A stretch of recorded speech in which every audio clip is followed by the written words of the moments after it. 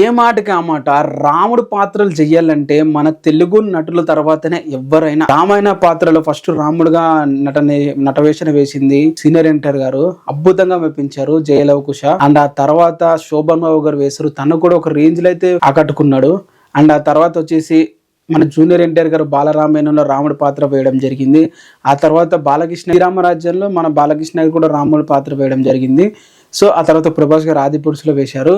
ఇట్లా చాలా మంది మన తెలుగు యాక్టర్లు చూస్తుంటే వాళ్ళ అందంతో ఆ స్క్రీన్లు అనేవి వెలిగిపోతూ ఉంటాయి. మనం కనెక్ట్ అవుతుంటాం. వేరే ఇండస్ట్రీ నుంచి యాక్టర్స్ అదే పాత్రలు చేస్తే మాత్రం మనం అంతగా ఊహించుకోలేము, అంతగా యాక్సెప్ట్ అయితే చేయలేము. ఇప్పుడు ఆ రామాయణ టీజర్ కి అదే జరుగుతుందని నా ఒపీనియన్. మీరేమంటారు దీని మీద? అదే మన తెలుగు యాక్టర్ ప్రభాస్ గానీ జూనియర్ ఎన్టీఆర్ గానీ ఎవరు ఉంటే ఇప్పుడు ఆ స్క్రీన్ మీద అద్దరిల్లిపోయేది అనేటోళ్ళు. మరి మీరేమంటారు దీని మీద? కింద కామెంట్ అయితే చేయండి. ఇప్పుడు మనం వారణాసిలో మన మహేష్ బాబు గారు కూడా రాముడి పాత్రలో కనిపించబోతున్నాడు. ఇది గూస్ బంప్స్ విషయం అని చెప్పాలి. మీరేమంటారు దీని మీద?